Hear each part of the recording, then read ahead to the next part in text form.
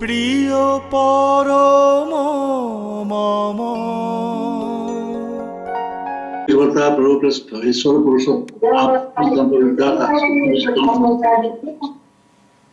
परमार्थ परम प्रेम से ठाकुर आचार्य श्री दादा के शीर्षक में हमारा असंख्य प्रणाम और ठाकुर परिवार के सारे मानस नमन। और आज ये सत्संग में जो जुड़े हुए देश विदेश से सबको मेरा आंतरिक प्यार भरा जय गुरु। आज जो सत्संग स्पॉन्सर किया है और ये हमारे आदरणीय चितन गमला बापू, वो ट्राइबल वेलफेयर अफसर थे दिल्ली में, गवर्नमेंट ऑफ इंडिया में, उनका अवसर प्राप्त हुए हैं। वो डिवोटेड है, आसाम के रहने वाले थे, दिल्ली में सेटल किए हैं। उनका सुपुत्र श्रीमती सत्यजीत और उनके पुत्रवधू श्रीमती प्रेरणा का ये पहले साल गिरा के अवसर पर उन्होंने सत्संग दे रहे हैं। उनका ये जोड़ी एनिवर्सरी में हम बहुत बहुत शुभकामनाएं उनको देते हैं। उनका दाम्पत्य जीवन इष्टमय ठाकुरमय हो, ये हमारा शुभकामना है।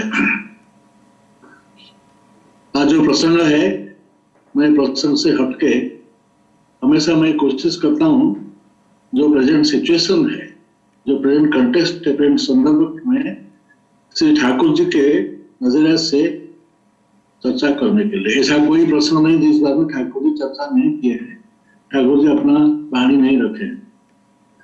आज का जो बर्निंग इशू है, टॉपिक है, तो मेरे ख्याल में अभी हमारा देश एक चुनाव के दौर से गुजर रहा है। ये चुनाव यूपी में और 5 दफा चुनाव बाकी है। गोवा और उत्तराखंड में स्टेट इलेक्शन हो चुका है और मणिपुर और पंजाब में ये होने वाला है। अब सबका निगाह टिका है ये इलेक्शन का जल के पर टिका है। ये जो चुनाव में जो उम्मीदवार होते हैं, ये गणतंत्र है, जो डेमोक्रेसी है। डेमोक्रेसी ऐसे ठाकुर जी डेमोक्रेसी, जो प्रेजेंट डेमोक्रेसी है, उसका जो स्टेट ऑफ अफेयर्स उसको पसंद नहीं करते हैं। फिर भी जब डेमोक्रेसी चलता है उसमें उम्मीदवार को चूज करते, हर पार्टी अपना अपना उम्मीदवार रखते हैं। तो ये उम्मीदवार का एक दूसरे का कीचड़ उछालते हैं, एक दूसरे को तीव्र विरोध करते हैं। ऐसा कोई ये भाषा नहीं जिस भाषा उन्होंने अब नहीं करते। हमारे देश का वातावरण, वायुमंडल तो ऐसा ही प्रदूषित है। हमारा खाद्य प्रदूषित है, हमारा जल प्रदूषित है, हमारा लोग का मन प्रदूषित है। खास करके पैंडेमिक के दौरान मन भी प्रदूषित बहुत है, अस्वस्थ है। उसमें आज इसको ज्यादा प्रदूषित करते हैं शब्द ब्रह्म, शब्द बाण, ये जो वाकयुद्ध चलता है मेरे में, ये और जहां जहां ये होता है वहां का वायु को और ज्यादा से ज्यादा प्रदूषित करती है। तो इस संदर्भ में उम्मीदवार का जो योग्यता, उम्मीदवार का क्वालिफिकेशन क्या होना चाहिए, और श्री ठाकुर जी इसके बारे में भी बताने रखे हैं। श्री ठाकुर जी बोलते हैं, पूर्वतने श्रद्धा भरा दायित्वशील स्वभाव मन इष्टिपुत एमन जनाए प्रतिनिधि योग्य भाषण। क्या बोल रहे ठाकुर जी? पूर्वतने श्रद्धा भरा, अर्थात हमारे देश में जाति धर्म वर्ण निर्विशेष में, स्थान काल पात्र परिवेश के निर्विशेष में जो अवतार पुरुष आए हैं, श्री रामचंद्र, कृष्ण बुद्ध, यीशु, मोहम्मद, महापुरुष रामकृष्ण तक जितने सारे अवतार पुरुष आए, ठाकुर जी को इंक्लूड करके श्री ठाकुर जी को उनके प्रति जो श्रद्धा संपन्न होते हैं, जो अनुरागी होते हैं, दायित्वशील स्वभाव मन, और जिनका धर्म, जिनका स्वभाव जिम्मेदार होते हैं, जो रिस्पॉन्सिबल एटीट्यूड जिसका है, जो रिस्पॉन्सिबिलिटी चाहते हैं, रिस्पॉन्सिबल होते हैं, दायित्वशील होते हैं। इष्टिपुत मतलब जो इष्टनिष्ठ होते हैं, इष्टिपुत एमनी जनाए प्रतिनिधि योग्य भाषण। जो क्वालिफिकेशन ठाकुर रखे हैं वही होते हैं लायक होते हैं, प्रतिनिधि होने के, उम्मीदवार होने का लायक वही होते हैं। और इसका दूसरा पहलू भी ठाकुर जी बोलते हैं, कौन उम्मीदवार का लायक नहीं है, ठीक जस्ट उल्टा बोलते ठाकुर जी बोलते हैं, इष्टनिष्ठ नयको जेजन श्रद्धानति चार मलिन एमनी जनाए प्रतिनिधि नयको करार समझे। जिनके जीवन इष्ट नहीं है और जिनके जो पूर्वज के प्रति जो श्रद्धा नति इसका नहीं है, अनुराग नहीं है, एमनी जनाए प्रतिनिधि नयको समझे। ठाकुर जी इन लोगों को उम्मीदवार नहीं करना चाहिए, ये समीचीन नहीं है, होना नहीं चाहिए। ठाकुर जी छोटी सी छोड़ा में बोलते हैं, इष्ट नहीं नेताजी जमेत दल किंतु से, अर्थात जो इष्ट जिसके जीवन में इष्ट नहीं है वो जम के दलाल है, अर्थात मृत्यु के दूत है। तो कितना भयंकर शब्द ठाकुर जी ने, बड़ा शब्द ठाकुर जी यूज किया है। श्री ठाकुर जी शतान सुनने को बोलते हैं, क्या बोलते हैं, तो यदि नेता होते चाहो तो नेतृत्व अहंकार त्याग करो। सबसे पहले नेता का अहंकार नहीं होना चाहिए, मैं नेता हूं ये भाव नहीं होना चाहिए। नेता का अहंकार त्याग करो और सबके भाव में अपना सर्वस्व विक्रय करो और सेवका सेवा करो। जी ठाकुर जी 22 साल की उम्र में ठाकुर जी नेता के बारे में ठाकुर जी बताएं, जैसा छोड़ा में बोला, इष्ट नहीं नेता से जमे से। तो हम देखते हैं जो इष्टनिष्ठ नेता होते हैं उनका जो एज है, उनका जो शासनकाल है, उनका जो दौरान, उसको हिस्टोरियन गोल्डन एज कहा है। जैसा चंद्रगुप्त मौर्य थे, उन्होंने, उनके गाइड थे, स्पिरिचुअल गाइड थे चाणक्य। चंद्रगुप्त मौर्य का जो राज था उसको हिस्टोरियन बोलते हैं स्वर्णयुग, सुवर्णयुग था, गोल्डन एज बोलते हैं हिस्ट्री। इसके बहुत सारे उदाहरण दिया जा सकता है। ऐसा था एक बार चंद्रगुप्त मौर्य बहुत सारे राजा जय कर जब लौटते थे अपने राजधानी पाटलिपुत्र के, वो सोचते थे कि उनके और सैन्य सामंत उनके साथ थे, उनको भव्य संबर्धना दी जाएगी पाटलिपुत्र में, लोग बहुत दिया जलाएंगे, रोशन जलाएंगे, उनको बहुत नागरिक संबर्धना दी जाएगी, ऐसा उन्होंने सोचते हुए आते हैं। लेकिन जब वो पाटलिपुत्र में प्रवेश करते हैं, देखा पाटलिपुत्र में ब्लैकआउट है और नकार चल रहा है, वो तो एकदम आश्चर्यचकित हो गए, क्या बात है। तो उन्होंने सोचा, वहां से सीधा चले गए चाणक्य कौटिल्य, जिन्होंने उनका स्पिरिचुअल गाइड थे। जाके पूछे, गुरु जी क्या बात है महाराज, एक अंधकार है पाटलिपुत्र, नाम में ऑर्डर दिया था अंधकार करके ब्लैकआउट करने के लिए, क्योंकि तुम सब जब आओगे, राजा के पाटलिपुत्र राजधानी के लोग जब मस्ती करेंगे,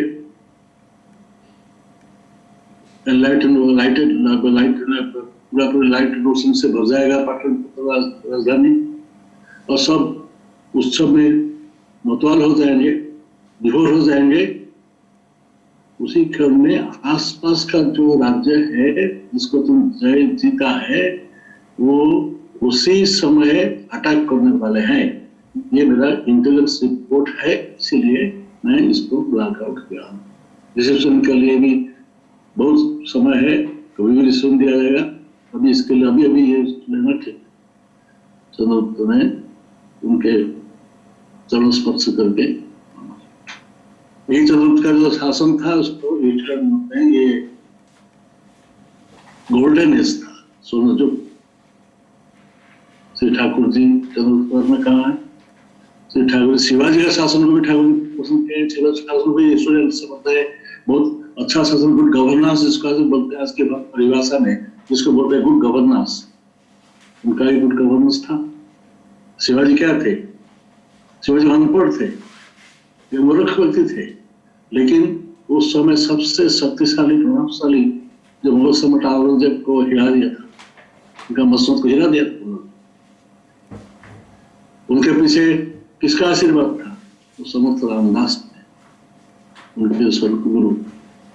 वो जो कुछ जब राज जीतते थे, आके सब कुछ लगे उनके चरणों में समर्पित करते थे और उनके आदर्शों से राज्य शासन चलाते थे। उनका कैरेक्टर ऐसा था कि एक बार ऐसा हुआ, जो राज्य को जीता था वहां उस समय का रिवाज था कि राज्य का सबसे बड़ी जो सुंदरी युवती को जो जीतेगा उनको तोहफा के रूप में मिलता था। ऐसा एक सुंदर युवती उनको एक राजा से मिला था। उन्होंने उसको खूब रेस्पेक्टफुली सिक्योरिटी गार्ड के साथ अपने राजधानी में लाए, लाके उनको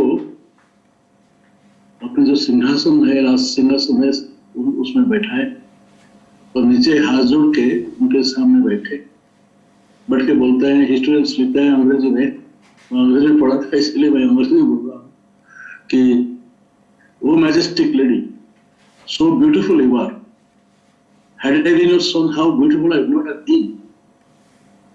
ये भैया से भैया तुम कितने सुंदर हो, अगर मैं तुम्हारा पुत्र होता तो मैं कितना सुंदर। ये था उनका एटीट्यूड। और उन्होंने उसके बाद उनको with all respect security guard दे के वो जिस राज्य से उनको आई थी वहां उनके पास भेज दिया था, पूरा सुरक्षित रूप से भेज दिया। इसके बाद उनका जो गुड गवर्नेंस था उसका ये एक सिम्टम्स है। तो इसको गोल्डन कहा स्टूडेंट्स। लेकिन राणा प्रताप बहुत बड़े योद्धा थे, लेकिन उन्होंने हल्दीघाट के परास्त हुए। उनके पास कोई स्पिरिचुअल गाइड नहीं थे ठाकुर जी। युग में अशोका शासन को भी बोलते हैं ऐसा था। अशोका जो स्पिरिचुअल गाइड थे वो थे, अशोक बौद्ध धर्म प्रतिष्ठा किए थे।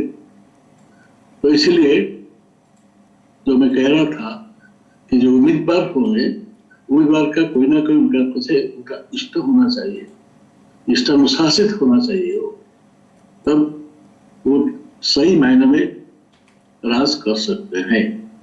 रामराज्य का उदाहरण ऐसा कहा जाता है, हम देश में रामराज्य को आइडियल गुड गवर्नेंस बोलते हैं। गांधी जी हमेशा रामराज्य बोलते। रामराज्य का क्या था?